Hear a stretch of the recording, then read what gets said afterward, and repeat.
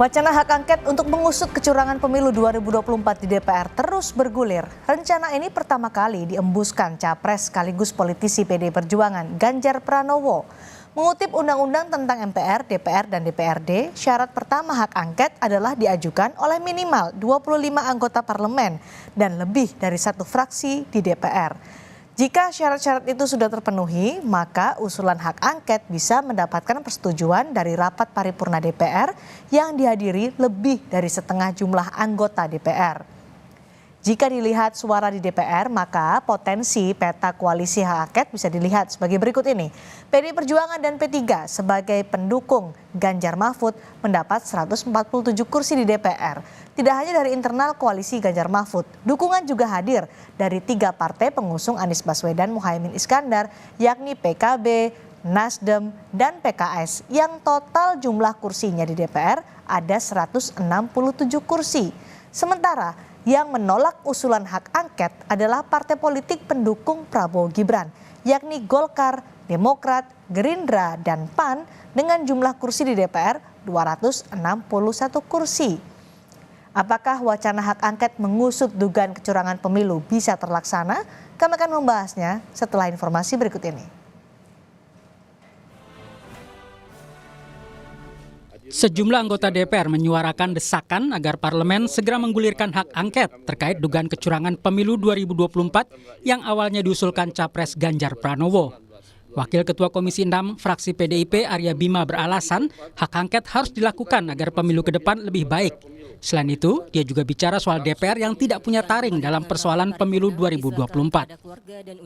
Supaya pemilu ke depan, kualitas pemilu ke depan, itu harus ada hal-hal yang dilakukan dengan mengkoreksi aturan-aturan kita maupun mengoptimalkan pengawasan kita sebagai anggota legislatif yang tidak ada taringnya, yang tidak ada marwahnya di dalam pelaksanaan pemilu kemarin.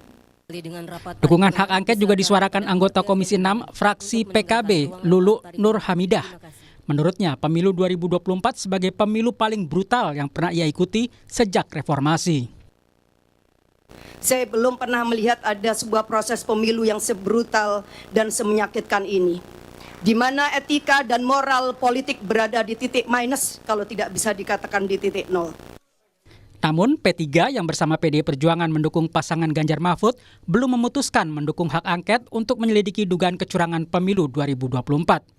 Sekretaris fraksi P3 DPR RI Ahmad Baidowi mengatakan seluruh pengurus partai di seluruh tingkatan sedang fokus mengawasi rekapitulasi suara. P3 dalam posisi masih menginventarisir, masih mengkaji masukan-masukan dari bawah yang hari ini anggota-anggota P3 itu masih di bawah. Dan minggu depan juga kemungkinan sudah selesai pengawalan rekapitulasi.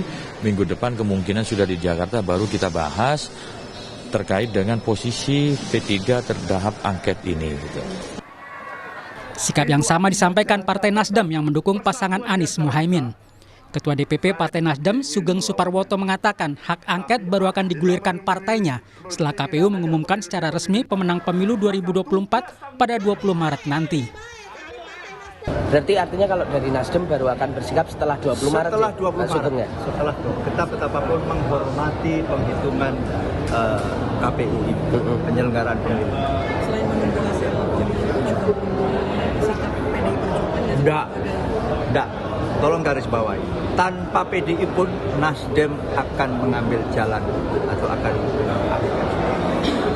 tapi tetap kita pertanggal 21 Maret. Sementara Partai Gerindra tegas menolak wacana penggunaan hak angket dugaan kecurangan pemilu. Anggota fraksi Gerindra DPR RI, Kamru Samad menilai masyarakat lebih butuh lapangan pekerjaan dibanding hak angket pemilu. Aspirasi yang sangat mendesak bagi mereka adalah pengangguran, penciptaan lapangan kerja. Bukan hak angket, yang diperlukan mereka justru adalah hak para sopir angkot. Berikut kami gambarkan potensi bila hak angket jadi bergulir di DPR. Hingga saat ini hak angket dugaan kecurangan pemilu tengah digulirkan oleh kubu parpol Ganjar Mahfud maupun kubu Anies Muhaimin. Peta kursi di DPR Partai Pendukung Ganjar Mahfud kami totalkan bahwa PDIP dan P3 sebanyak 147 kursi. Lalu Partai Pendukung Anies Muhaimin, yakni Partai Nasdem, PKB dan PKS sebanyak 167 kursi. Dan Partai Pendukung Prabowo Gibran, Partai Gerindra, Partai Golkar, Partai Demokrat, dan PAN jumlahnya 261 kursi. Namun kami tekankan kembali bahwa hak angket dugaan pemilu curang baru sebatas usulan dan belum digulirkan di DPR.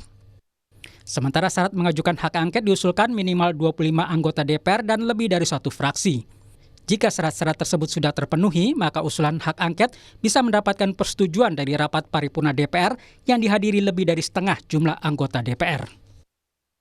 Dewan Pembina Perkumpulan untuk Pemilu dan Demokrasi atau Perludem, Titi Anggraini menilai yang paling penting adalah memastikan kredibilitas penyelenggara pemilu dan menegakkan hukum berkeadilan sehingga hasil pemilu bisa dipertanggungjawabkan. Hampir semua pihak mengatakan dari sisi teknikalitas ada karut-marut pemilu yang luar biasa. Lalu dari sisi penegakan hukum ada ketidakpuasan terhadap keadilan pemilu. Pertanyaannya ini adalah jalur konstitusional yang diberikan kepada DPR untuk menggunakan haknya, untuk kemudian melakukan penyelidikan atas pelaksanaan undang-undang. Wacana hak angket ini memicu terjadinya aksi demonstrasi di depan gedung DPR yang melibatkan dua kelompok yang mendukung dan menolak hak angket kemarin. Yang mendukung tak hanya menuntut hak angket tapi juga pemakzulan presiden. Sementara yang menolak menilai kedamaian pasca pemilu harus dijaga. Apapun hasilnya nanti perlu ada klarifikasi apakah kecurigaan publik terkait dugaan kecurangan pemilu itu benar atau tidak. Dan harus ada perbaikan pelaksanaan pemilu selanjutnya. Tim Liputan Kompas TV.